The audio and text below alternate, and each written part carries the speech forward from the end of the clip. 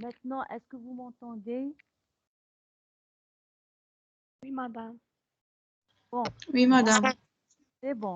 Alors, on va commencer le troisième chapitre sur la continuité et les distances équivalentes.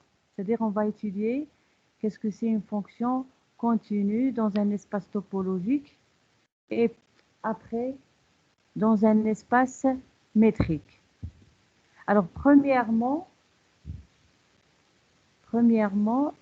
les applications continues entre espaces topologiques. Alors, c'est-à-dire entre deux espaces topologiques, E-tau et F-tau'. F est une application de E vers F et X0 appartient à E. Alors, comment serait la fonction continue entre ces deux espaces? Définition, on dit que F est continue au point X0 si elle vérifie l'une des propositions équivalentes suivantes. Alors, dans un espace topologique, il y a seulement les ouverts et les fermés, bien sûr. Donc, on va définir la continuité en utilisant les voisinages ouverts, etc. Alors, pour qu'elle soit continue au point x0, pour tout voisinage W de f de x0 dans f, f-1, c'est-à-dire l'image réciproque de ce voisinage de f de x0 est un voisinage de x0 dans E. Donc c'est simple. Ici, si vous avez le voisinage de f de x0 sans préimage, l'image réciproque, c'est un voisinage de x0 dans l'espace E. Ou bien, ça c'est la définition de la continuité, ou bien pour tout voisinage W de f de x0 dans F, il existe un voisinage V de x0 dans E tel que f de V est inclus dans W. Donc c'est clair, ça c'est la définition, vous prenez l'une des définitions pour dire que f est une fonction continue. Et on dit qu'elle est continue sur E, si elle est continue en tout point de E, ça c'est clair. Alors les exemples, l'application identité, par exemple, de E vers E, donc l'identité de x égale à x est continue. En effet, on va raisonner avec ici les voisinages. Alors si V, ici je prends x appartenant à E, et je prends l'image de x, ça sera x. Donc je prends un W, un voisinage de x dans E, c'est-à-dire que je suis dans l'ensemble d'arrivée qui est E. Il existe un voisinage V, et je prends V égale W. V égale W de x dans E, tel que ici l'identité de V. C'est quoi? C'est V. Et V c'est égal à W. Donc il est inclus. Il faut trouver ici f de V inclus dans W. Mais ici on a trouvé égal, plus fort que ici inclus. Ça c'est pour la première. Le premier exemple. Maintenant, le deuxième exemple, soit A appartenant à E, l'application constante f de E tau vers f' tau' qui à x fait correspondre f de x égale à A. Alors, pour dire qu'elle soit continue, qu'est-ce qu'il faut? Je prends un x, par exemple, si elle est continue au point x, je prends un voisinage de f de x, w, et je montre que il existe un V, un voisinage de X tel que f de V est inclus dans W, ou bien f-1 de W est un voisinage de X. Donc l'une des deux définitions. Alors pour cela, je prends un X dans E, f de X égale à A. Si V est un voisinage de X dans E, f de V égale à A.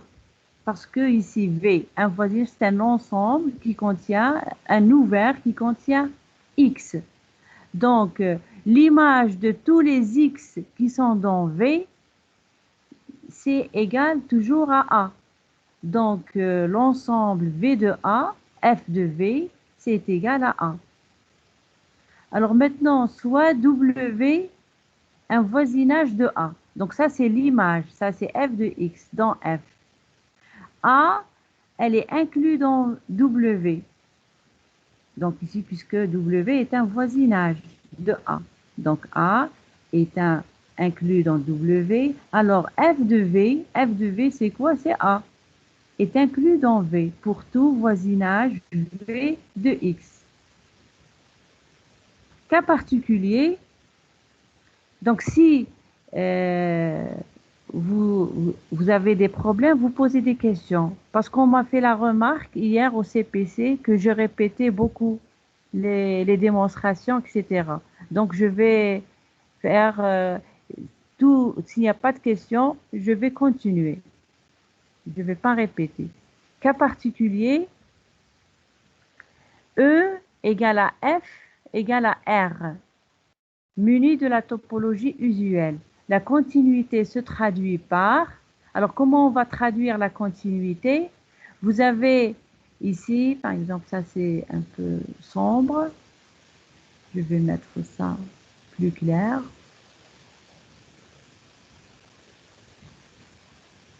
Alors, quel que soit ici, vous avez un voisinage f de x, elle est voisine, elle est continue, c'est-à-dire f de x et f de x0 sont proches lorsque x est proche de x0. C'est-à-dire ici, vous prenez un w, un voisinage de f de x0. W appartenant au voisinage de f de x0. Ça veut dire que c'est un intervalle qui contient le point x0. Cet intervalle, on va l'écrire l'intervalle f de x moins, ici, f de x0 moins epsilon, f de x0 plus epsilon. Alors, si vous avez ce voisinage W, ici, il existe un voisinage V de X tel que f de V est inclus dans W. V, un voisinage de X. Donc, c'est un intervalle centré en X0. Donc, ce sera X0 moins alpha, X0 plus alpha. Donc, si vous avez un voisinage W de f de x0. Ici, je l'ai majoré par epsilon, c'est-à-dire la boule de centre f de x0 et de rayon epsilon. Vous aurez ici un voisinage de x0, c'est la boule de centre x0 et de rayon alpha de epsilon, tel que l'image, elle est inclue. Ici, l'image de ça, c'est f de x, donc f de x moins f de x0 inférieur à epsilon. Et vous connaissez déjà cette définition de la continuité. Ici, on analyse 1. Je continue. Si f est muni de la topologie grossière, si grand f est muni de la topologie grossière, τ', c'est-à-dire τ' égale le vide et f. C'est ça la topologie grossière. Alors, toute application de E vers F est continue. Donc ici, c'est pas difficile. On va le faire comme exercice. La même chose, si E est muni ici, vous regardez, si vous avez un W ici, quel que soit X, W, un voisinage de F de X.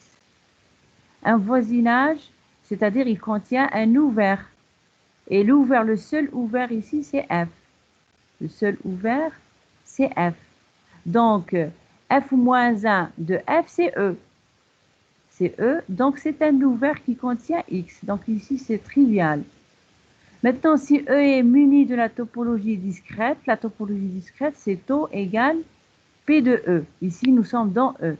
Alors, toute application de E vers F est continue. La même chose, on va la faire comme exercice. Ça, c'est aussi évident parce que tout dans la topologie discrète, tout point, le singleton X, c'est un ouvert. C'est un ouvert et son image, f de X, elle est incluse dans, ici, ça sera n'importe quel voisinage qui contient f de X. F moins 1, elle contient X. Le singleton X, c'est V. f de v inclus dans w. On va le faire de toute façon comme exercice. Maintenant, quatrième aussi, est muni de la topologie grossière. Alors, toute application de E vers F est continue si et seulement si elle est constante. Alors, ce sera les exercices on va le faire en TD, Inch'Allah. Je continue. Proposition.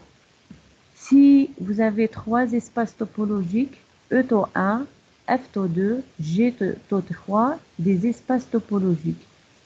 Et F de E vers F et G de F vers G, des applications. Si F est continu au point x0, ici, au point x0 c'est mieux, au point, et G est continu en F de x0, alors G rend F est continu au point x0. Donc, on va utiliser seulement les données qu'on a ici pour démontrer ça. On a seulement les voisinages et les ouverts. Si F et G sont continus, leur composé, G rend F est continu. Ça veut dire ici, on a écrit au point x0, ça veut dire continu en tout point. Leur composé est continu en tout point.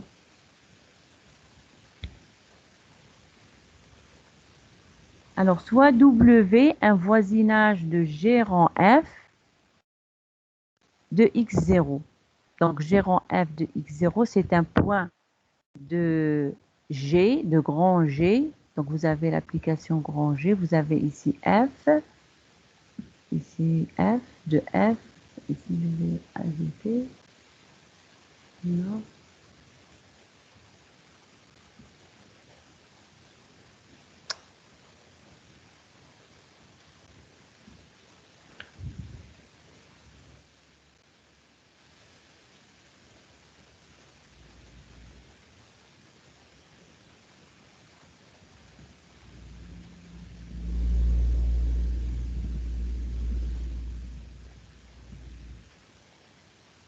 Ensuite, un autre.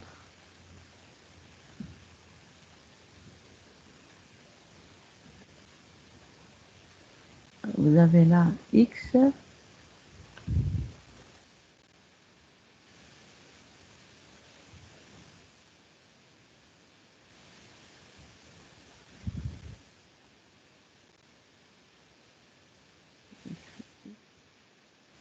donne F de X.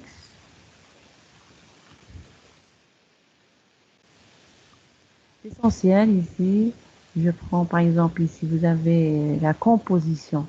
Vous avez X, à chaque X, vous avez F de X et F de X, G de X. Ici, on a par exemple F de X0. Je prends ça.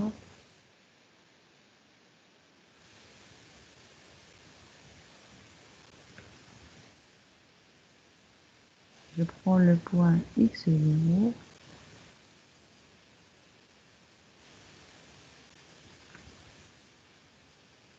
et le point g de x0.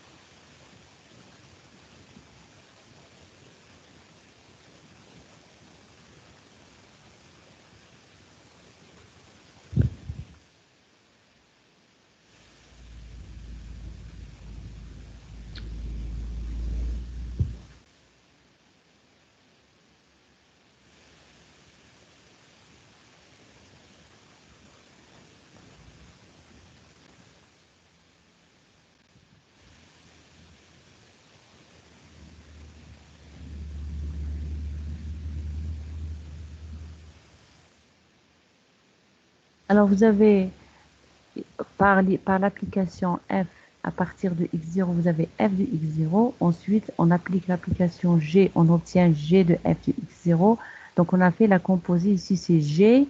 L'application G rend F. Ici, là, c'est F. Et là, c'est l'application G.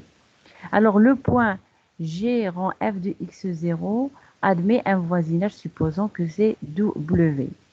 Alors, W, s'écrit aussi G de f de x0.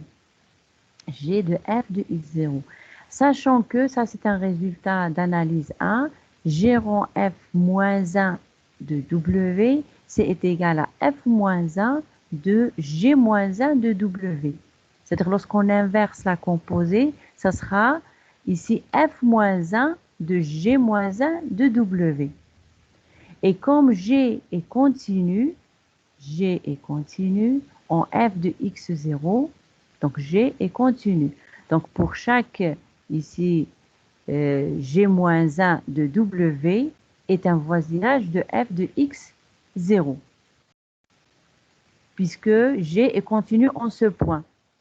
Et W est un voisinage de G de f de x0, donc G-1 de W est un voisinage de f de x0, d'après la première définition. Donc, il y a deux définitions. Une avec inclus et la première, c'est avec f-1. On utilise avec f-1. G-1 de W est un voisinage de f de x0 dans f. Et comme f est continu en x0, alors vous avez f-1 de G-1 de W est un voisinage de x0. Ici, qu'est-ce que j'ai utilisé? Donc, ici, G-1 est un voisinage de f de x0 dans f. Maintenant, f est continu au point x0. Au point x0. Donc, f-1 de ce voisinage est un voisinage de x0. C'est un voisinage de x0. Ça veut dire qu'on a répondu à la question. Alors, vous avez G rond f moins 1 de W est un voisinage du point x0. Ce qui termine la démonstration. Pour deuxièmement, elle résulte de premièrement. Si c'est pour tous les points x. Théorème, soit E tau, F tau prime, deux espaces topologiques, F de E vers F une application. Alors les propositions suivantes sont équivalentes. F est continu. Pour tout ouvert U de F, F-1 de U est un ouvert de E. Et pour tout fermé de F, A de F, F-1 de A est un fermé de E. Et dans les exercices, partout, on utilise plutôt ceci pour démontrer qu'une application est continue. Soit F-1 de chaque ouvert est un ouvert, ou bien F-1 de chaque fermé est un fermé, ça dépend des cas. C'est-à-dire, au lieu d'utiliser la définition de la continuité, on peut utiliser ceci. Alors, on va démontrer que ceci, c'est équivalent à la continuité. La preuve, on va démontrer que I implique II, 2I. Alors, soit U un ouvert de F, on va montrer que F-1 de U est un ouvert de E. Si U est un ouvert de F, montrons que F-1 de U est un ouvert de E. Alors, pour cela, qu'est-ce qu'il faut démontrer? Il faut démontrer que cet ensemble est voisinage de chacun de ces points. On l'a vu ici dans le chapitre 1, pour qu'un ensemble soit ouvert, il faut qu'il soit un voisinage de chacun de ces points. C'est-à-dire, pour chaque point, vous pouvez trouver un ouvert qui contient ce point qui est inclus dans cet ensemble. Si X, alors soit X appartient à F-1 de U. Alors, f de x, puisqu'il appartient à l'image réciproque, donc son image, il appartient à U. Ça veut dire, ici, U est un voisinage de f de x, puisque U est un ouvert. Et f de x appartient à U, ça veut dire U est un voisinage de f de x. Et comme f est continu en x, alors f-1 de U, par définition de la continuité, est un voisinage de x. Ainsi, f-1 de U est un voisinage de ces points, de chacun de ces points, de chacun de ces points.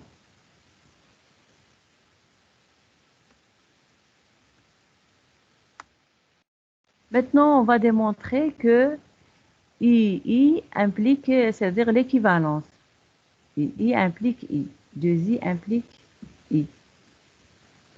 Alors, pour cela, c'est-à-dire on suppose que la préimage de chaque ouvert est un ouvert et on démontre la continuité. La continuité, on va utiliser la première définition, c'est-à-dire f-1 de W est un voisinage de X si W est un voisinage de f de X. Alors, soit X appartenant à E et W est un voisinage de f de X. Il faut montrer qu'il existe V un ouvert de f, dans f bien sûr, inclusons-nous tel que f de x appartient à V. Et d'après 2i, ici puisque V est un ouvert, f moins 1 de V est un ouvert. Ici, regardez, W est un voisinage de f de x. Lorsqu'on dit voisinage, ça veut dire qu'il existe un ouvert qui contient f de x et qui est inclus dans W. Ça, c'est la définition de voisinage. Alors, comme f de x appartient à V, alors f moins 1 de V est un ouvert d'après la 2i. 2i, c'est-à-dire f moins 1 de chaque ouvert est un ouvert dans E. Ainsi, x, elle appartient où? Elle appartient à f moins 1 de V qui est inclus dans f-1 de W, puisque V, il est inclus dans W. D'où f-1 de V est un voisinage de X, parce qu'il contient un ouvert qui contient X.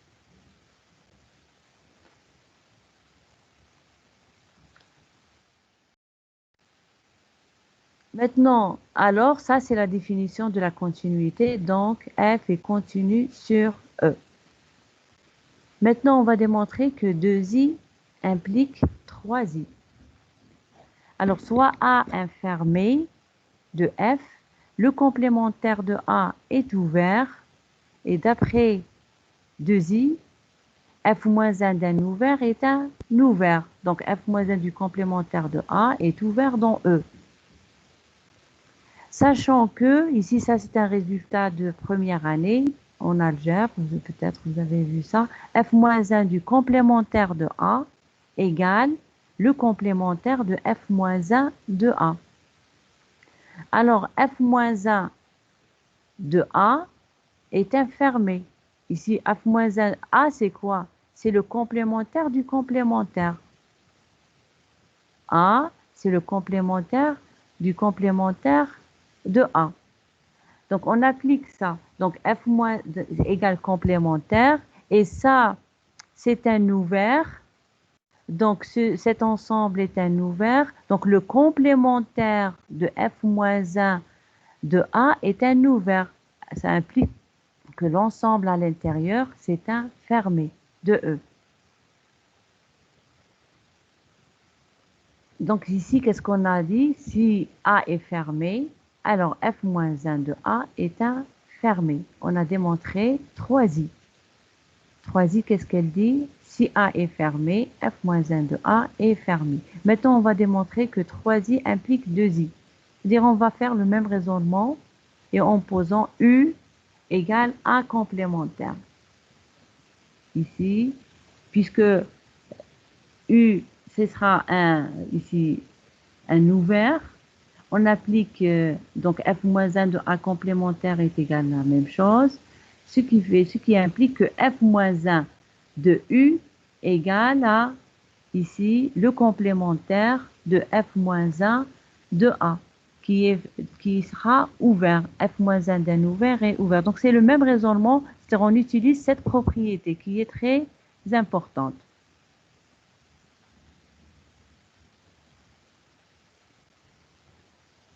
Je continue. Maintenant, une autre définition, la définition d'un homéomorphisme.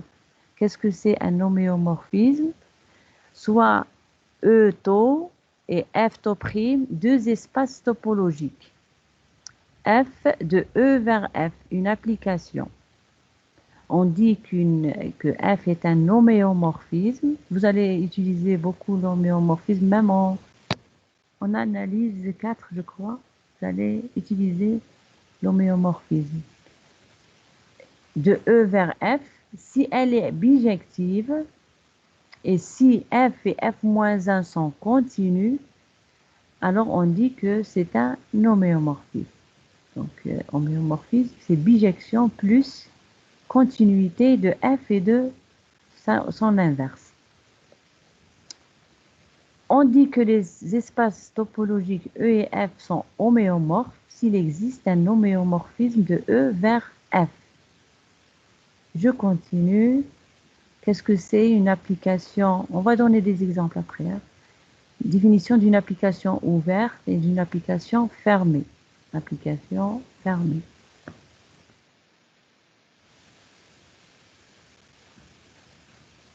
Alors, soit E-tau et E-tau', deux espaces topologiques, F de E vers F, une application. On dit que F est ouverte, ici ouverte.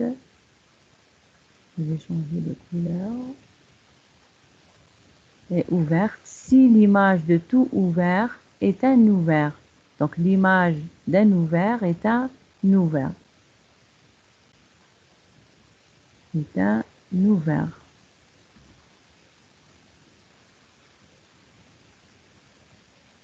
Ici, la différence entre cette définition et la définition de continuité, elle est claire. Ici, la continuité. L'image réciproque F-1 de chaque ouvert est un ouvert. Ici, pour ouverte, l'image directe, l'image de tout ouvert de E est un ouvert de F. Donc, il y a une différence. Ici, pour la continuité, c'est pré-image de chaque ouvert est un ouvert. Et là, c'est l'image directe d'un ouvert est un ouvert.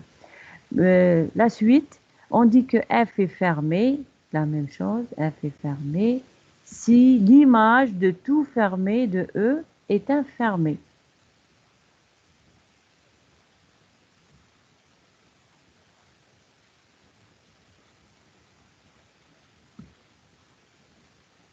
Ici, ouverte, ça ne veut pas dire fermée. C'est-à-dire l'image de tout ouvert est un ouvert. Ça n'implique pas que l'image de tout fermé est un fermé.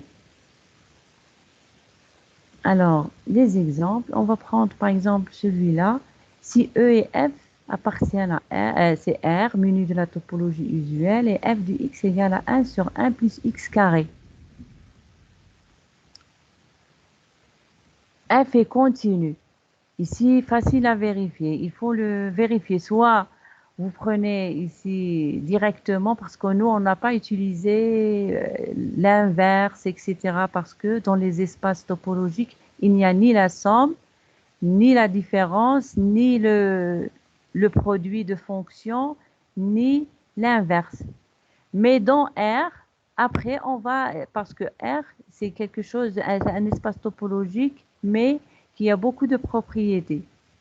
Mais puisqu'on n'a pas utilisé ces propriétés, normalement, vous utilisez seulement ici la valeur absolue de f de x moins f de x0 inférieur à epsilon implique la valeur absolue de x moins x0 inférieure à alpha.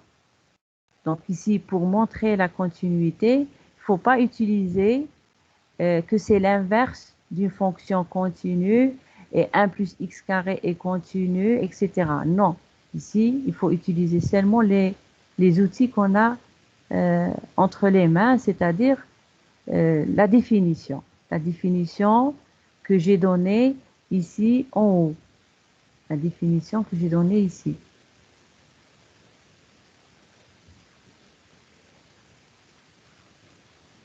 Ici, en jaune. Cette définition. Il faut utiliser seulement cette définition. Il ne faut pas dire que c'est l'inverse d'une fonction continue et c'est le carré d'une fonction continue, etc. Il faut utiliser ceci. Ce n'est pas difficile à vérifier.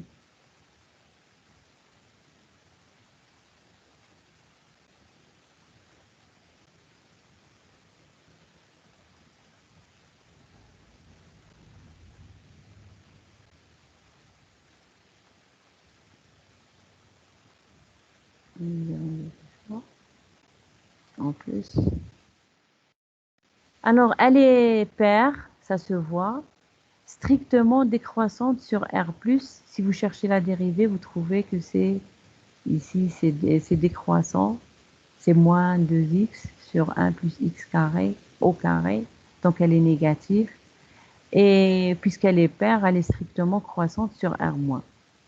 Alors, l'image de tout intervalle ouvert de tout intervalle ouvert de R, est un intervalle ouvert de 0 à 1. Alors, F est ouverte.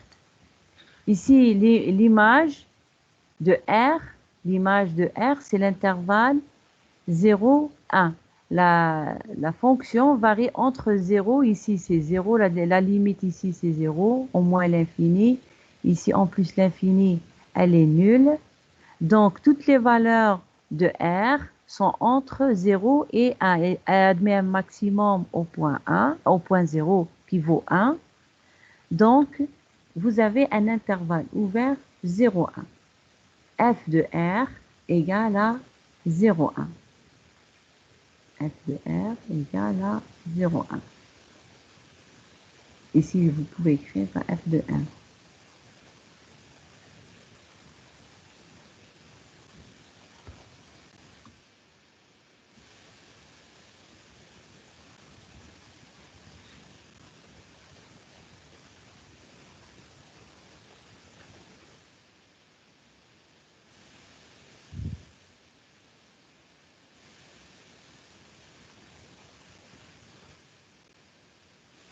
Alors, F est ouverte. Pourquoi l'image de tout intervalle est un intervalle? Vous prenez un intervalle AB. Si AB ici.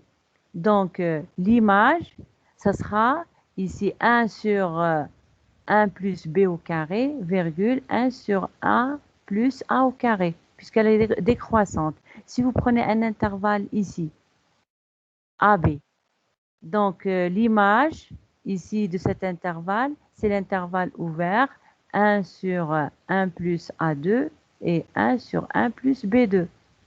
Et si vous avez un intervalle AB qui contient 0, vous prenez l'intervalle, ici bien sûr ouvert, qui est dans les extrémités, il y a le minimum de 1 sur 1 plus A2 et l'extrémité à droite, le maximum de 1 sur 1 plus A2 et 1 sur 1 plus B2.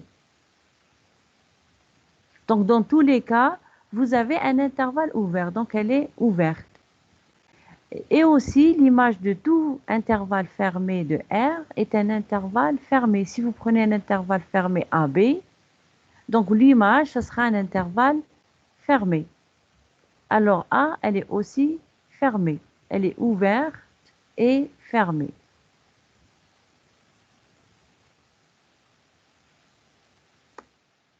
Et fermée. Est-ce qu'elle est bijective? Elle n'est pas bijective puisqu'elle n'est pas injective. Et elle n'est pas surjective. N'est pas bijective, elle n'est ni injective, ni surjective de R vers R. Parce que le F de R, c'est seulement 0,1. Donc, elle n'est pas surjective, elle n'est pas injective. Comme vous voyez ici, il y a XA et moins XA, ils ont la même image. Donc, ce n'est pas un homéomorphisme. Je prends un autre exemple.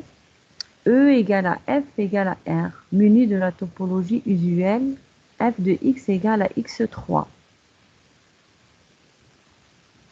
Alors, la continuité ici de F est évidente. Ici, vous utilisez la définition, toujours. Quel que soit Y appartenant à R, on va montrer la bijection. Il existe un seul X tel que Y égale à F de X. Si vous prenez Y égale à X3, alors X égale à Y à la puissance 1 tiers. Donc ici, Y à la puissance 1 tiers, je peux toujours le trouver pour n'importe quel Y.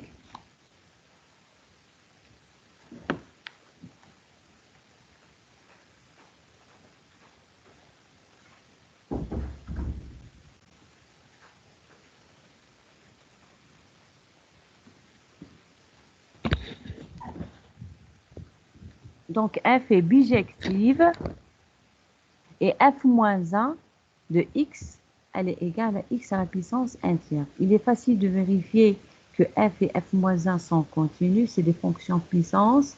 Vous pouvez utiliser la définition et chercher le alpha de epsilon lorsque f de x moins f de x0 est inférieur à epsilon. Alors, f est un homéomorphisme. C'est un homéomorphisme. Ça veut dire f et f moins 1 continu et il y a la bijection. Alors, je continue. Application continue entre espaces métriques. Maintenant, on passe aux espaces métriques. Soit ED et F delta, deux espaces métriques. F de E vers F, X0 appartenant à E et L appartiennent à F. Définition. On dit que F tend vers F de X tend vers L quand X tend vers L, quand X tend vers X0 ici. Je dois corriger.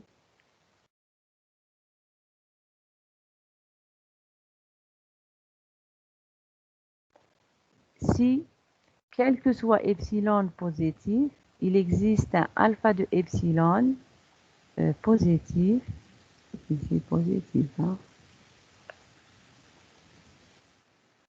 positif,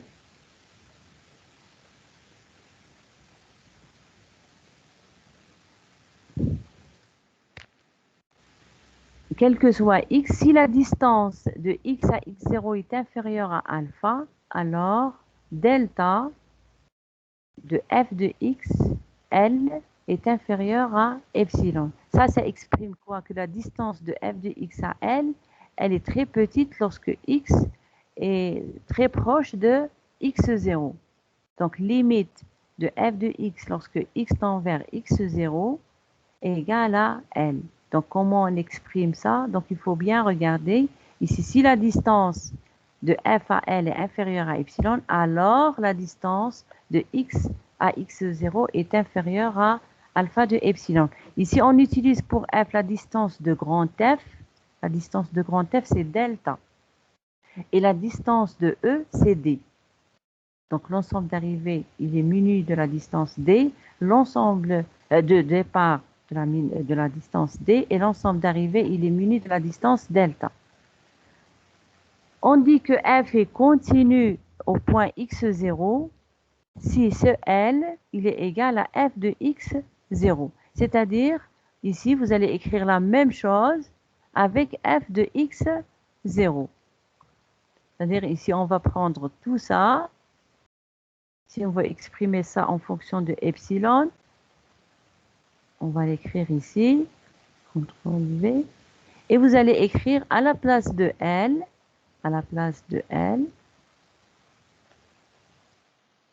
écrire f de x0.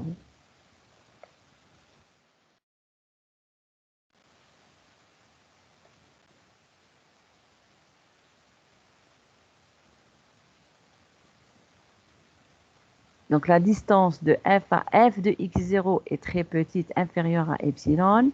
Ça implique que, plutôt, ça c'est dû à que la distance de x à x0 est inférieure à alpha de epsilon. Donc ce alpha, il dépend de ce epsilon. L'application f est dite continue sur E si elle est continue en tout point de E.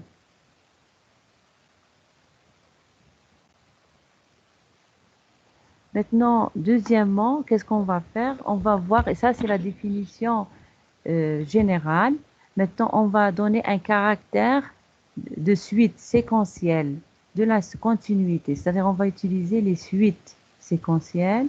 Ça veut dire, on utilisera les suites pour démontrer la continuité. C'est une autre version de continuité. Alors, théorème, soit f de ED vers f delta, une application. F est continu au point x0 si et seulement si,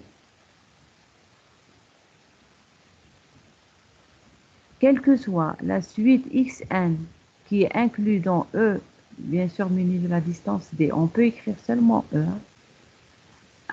Alors, si la limite de xn égale à x0, alors f de xn, la suite f de xn, c'est une suite dans f et convergente dans f delta et limite de f de xn égale à f de la limite. La limite ici, on va la faire entrer à l'intérieur lorsqu'il y a continuité. Limite de f de xn est égale à f de la limite égale à f de x0.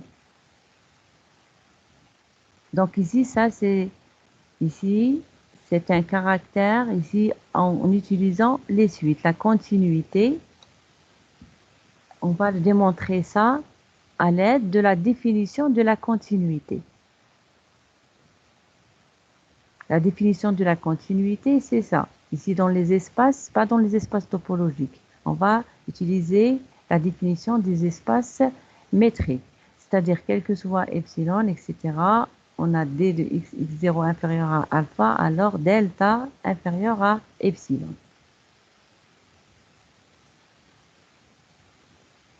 Ici, on a si et seulement si. Donc, on va démontrer que si f est continu, alors on a ça. Et l'inverse, c'est-à-dire, si on a ça, alors f est continu au point x0.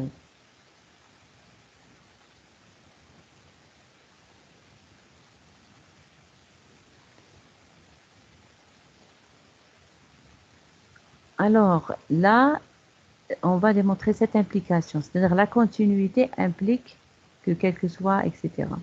Limite, alors soit limite de xn, ou bien on va la mettre ici, ça c'est après. Limite de xn égale à x0, la définition de limite de xn égale à 0, c'est quoi? Quel que soit alpha positif, il existe un état, si n est supérieur à ce n de epsilon, alors la distance de xn à x0 est inférieure à alpha. Ici, j'ai pris alpha parce que je vais utiliser alpha epsilon pour d'autres choses.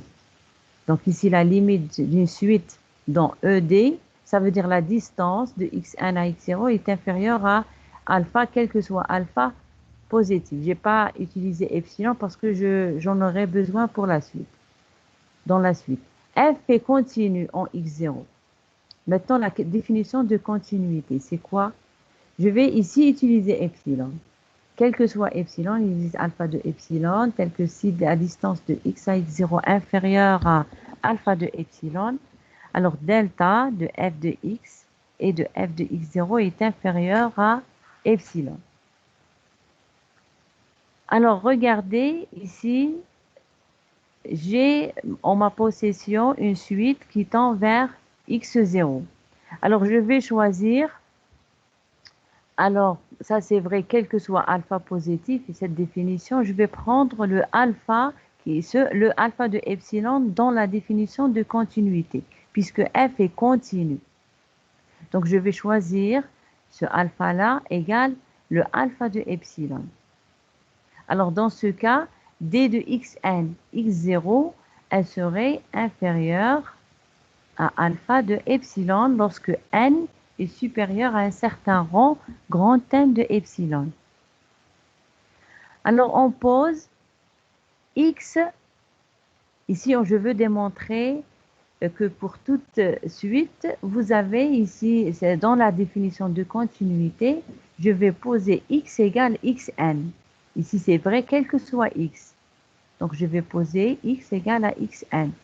Donc, d de xn, x0, il est inférieur à alpha de epsilon. Alors, delta inférieur à epsilon. Et cette définition, ça donne quoi? Ça donne ici la distance de f de xn, elle va avec entre f de xn et f de x0, elle est très petite, inférieure à epsilon. Ça veut dire la limite de f de xn, c'est égal à f de x0. Donc ainsi, quel que soit epsilon, qu'est-ce qu'on a démontré? Il existe n de epsilon. Si n est supérieur à n de epsilon, la distance est inférieure à epsilon. Autrement dit, limite de f de xn égale à f de x0. Et ce qui termine la démonstration de cette première implication. C'est-à-dire on est parti de f continu. Et on a démontré que pour chaque suite, f de xn, elle tend vers f de x0. Et ça, vers l'image de sa limite. Maintenant, on va démontrer l'implication inverse. L'implication inverse, c'est-à-dire ici, qu'est-ce qu'on va faire? Vous allez ici démontrer que si tout de suite, pour toute suite xn convergente vers x0, limite de f de xn égale à f de x0, alors f est continu. Alors on démontre ça par l'absurde.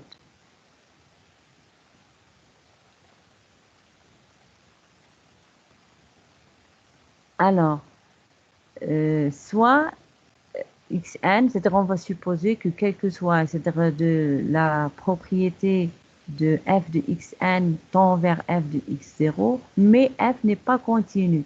On va supposer que quel que soit xn dans des limites de f de xn égale à f de x0, si la limite de f de xn égale à x0 est non, c'est-à-dire que vous avez P implique Q, on va démontrer ici que vous avez P, non P et Q. Non P et Q, c'est ça. Ici non, F non continu, et on a ça. Alors, soit epsilon, puisque F n'est pas continu, on va utiliser la définition de la non-continuité au point x0. La non-continuité, c'est le contraire de la définition de la continuité, c'est-à-dire il existe epsilon positif, quel que soit alpha, d de positif, d de x0 est inférieur ou égal à alpha, et la négation de implique, ici c'est P et non Q. P implique Q, on avait P implique Q. Donc ici, la négation c'est P et non Q. Delta de f de x, f de x0 supérieur à epsilon. Alors cette propriété elle est vraie, quel que soit alpha.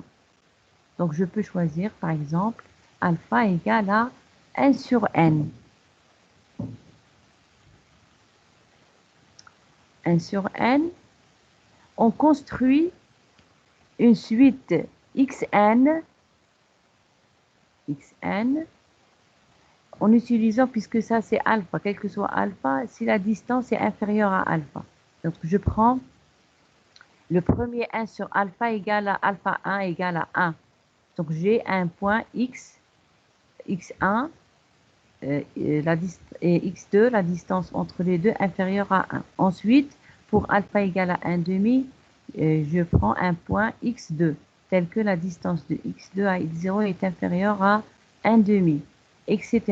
Alors pour chaque point xn, vous avez la distance de xn à x0 est inférieure à 1 sur n.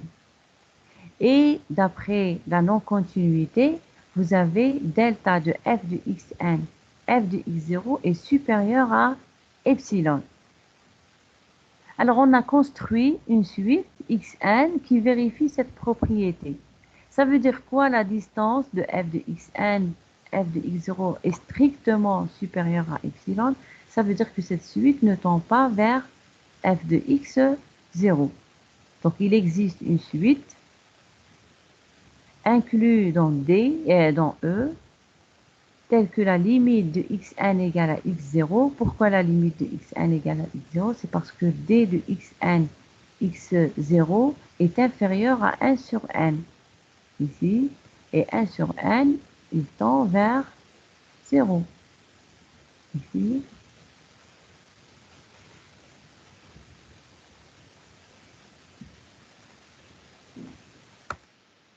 Vers 0 quand n tend vers l'infini. Et cette distance entre f de xn et f de x0 est strictement supérieure à epsilon.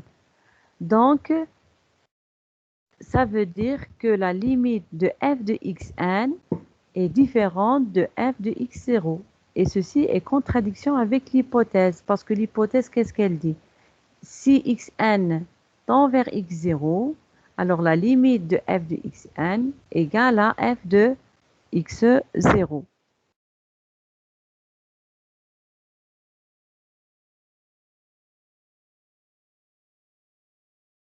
Donc, le théorème suivant, si f de D et de E vers F, une application, alors F est continu sur E, si et seulement si, pour toute suite convergente Xn, dans ED, la suite F de Xn est convergente dans F delta. Et limite de F de Xn égale à F de la limite. Alors, la première proposition, on a déjà vu dans le premier théorème précédent, que si f est continu au point x0, alors vous avez limite de f de xn égale à f de la limite. F de la limite qui converge vers x0. Ici, f de x0. Alors maintenant, si on généralise ça pour tous les x de E, vous aurez la même chose. Donc ça, c'est-à-dire que c'est en général ici, si c'est vrai pour tout x de E, donc on dit qu'elle est continue sur E. Deuxièmement, si f est continu sur E, f est continu sur E, si et seulement si, quel que soit A inclus dans E, f de A bar est inclus dans f de A bar. Donc, si f est continu sur E, alors vous avez, quel que soit A inclus dans E, f de A bar est inclus dans f de A de tout bar. C'est-à-dire l'adhérence ici de f de A. Alors, on démontre ici la double implication. Si et seulement si. C'est-à-dire, on va montrer f continu, alors on a ça. Ensuite, si on a ça, on démontre que f est continu.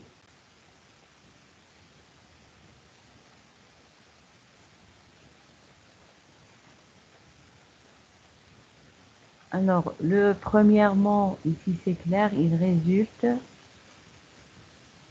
du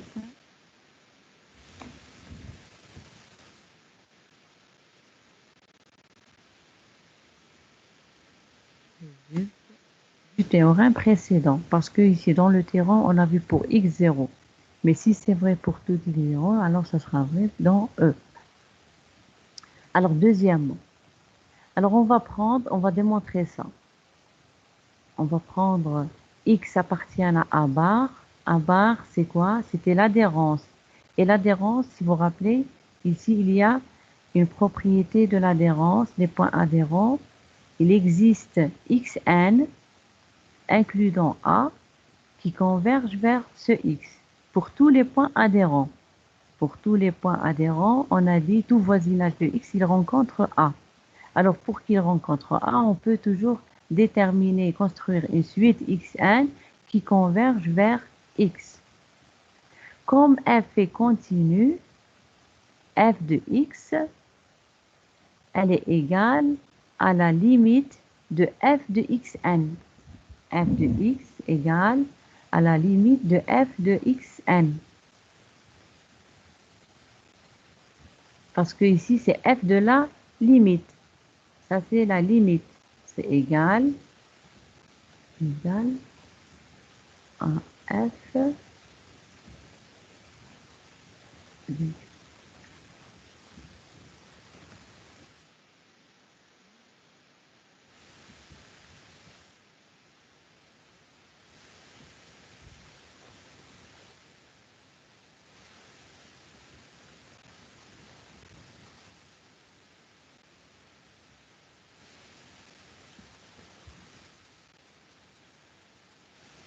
Donc, f de limite de xn égale limite de f de xn d'après la continuité. Et f de xn, la limite de f de xn. F de xn, elle appartient où? F de xn. Attendez, je vais ajouter ici f de xn. Pourquoi est-ce qu'elle appartient à l'adhérence? On a f de xn.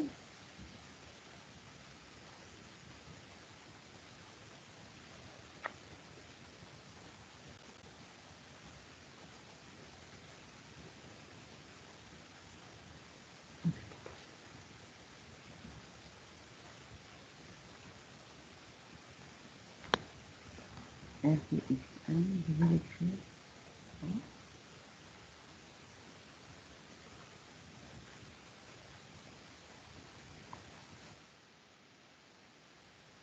F de xn.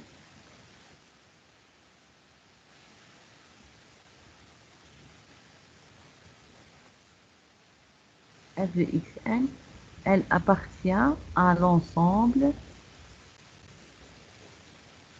À quel ensemble? F de xn, elle appartient à l'ensemble des f de a. L'ensemble f de a.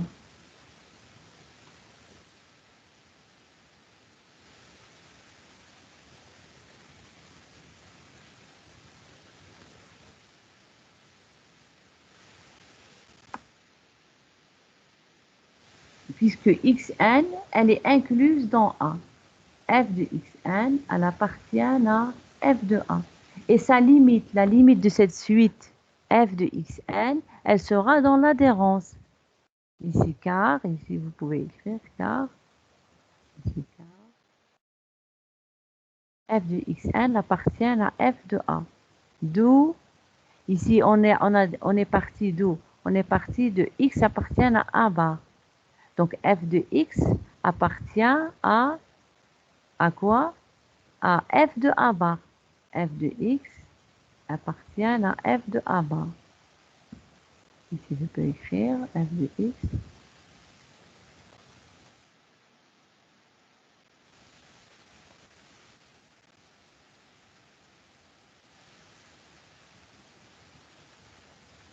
appartient à f de a bar.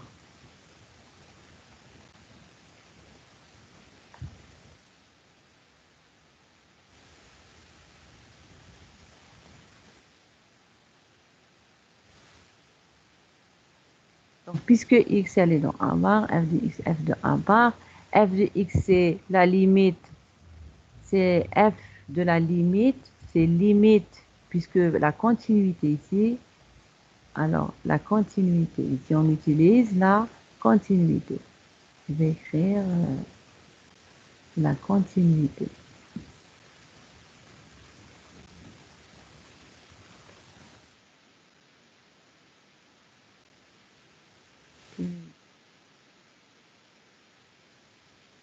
Ici, je vais effacer f de x. Ici, continuité de f.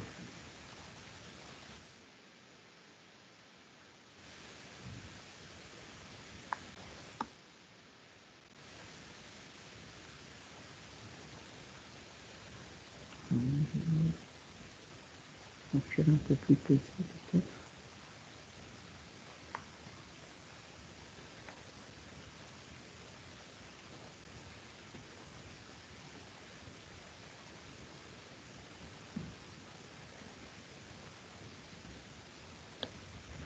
Donc, f limite de f de xn appartient à f de la fermeture car f de xn appartient à f de a. Donc, la limite appartient à l'adhérence, d'où f de a est inclus dans f de a bar.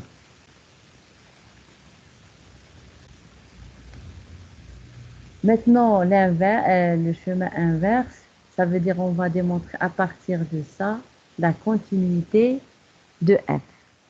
Alors, quel que soit a inclus dans e, quel que soit a inclus dans e, f de a bar, elle est incluse dans f de a le tout bar.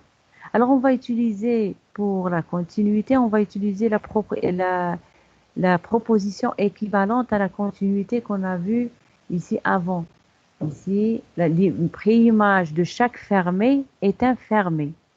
Si F est continu, préimage de chaque ouvert est un ouvert ou préimage de chaque fermé est fermé. Alors, puisqu'il y a ici les fermés, on va utiliser la préimage de chaque fermé est fermé. Quel que soit B fermé, inclus dans F, F de F moins 1 de B. Ici, F moins 1 de B bar, ça c'est un fermé. Donc F, donc ça à la place de A. Donc A, c'est quoi? C'est F moins 1 de B. Donc F de A bar, elle est incluse dans la fermeture de F de A. Maintenant, F de F moins 1 de B, ici ce résultat-là, CTRL C, c'est un résultat d'algèbre l'année passée, première année, F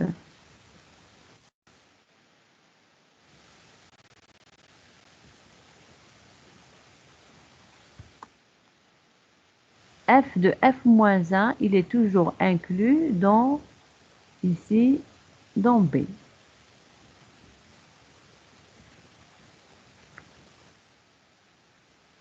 Pour n'importe quelle application, ici, vous avez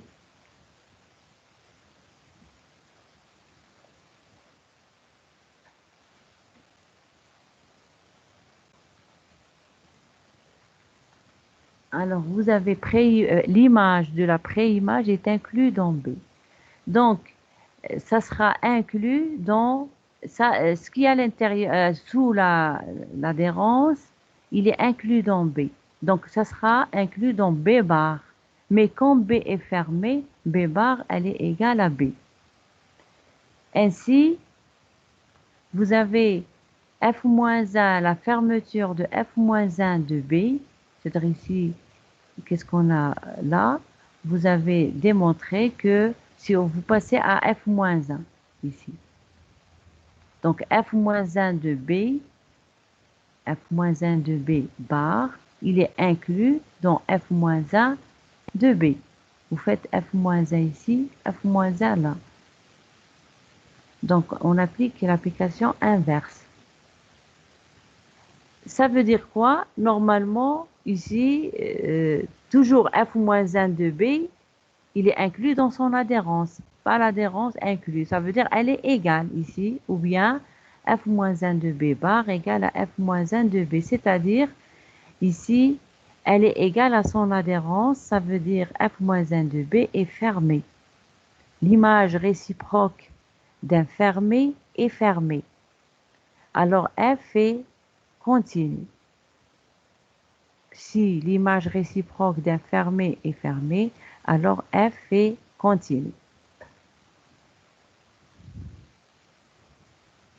Alors ici, je m'arrête là. Ici, s'il y a des questions.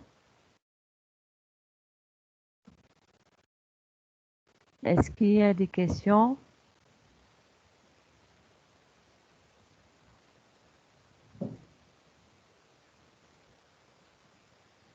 Donc l'après-midi, je vais vous envoyer le cours du chapitre 2, corrigé, dans le support de cours, et les exercices. Les exercices ici après correction.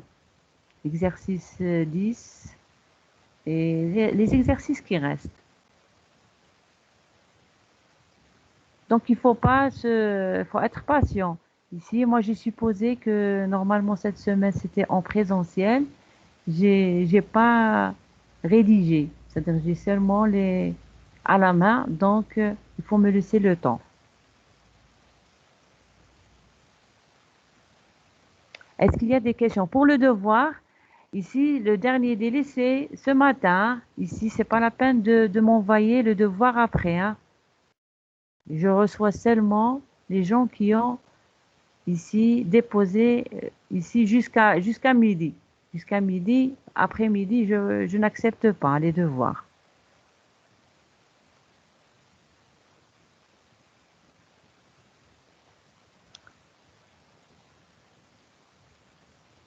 Est-ce qu'il y a des questions?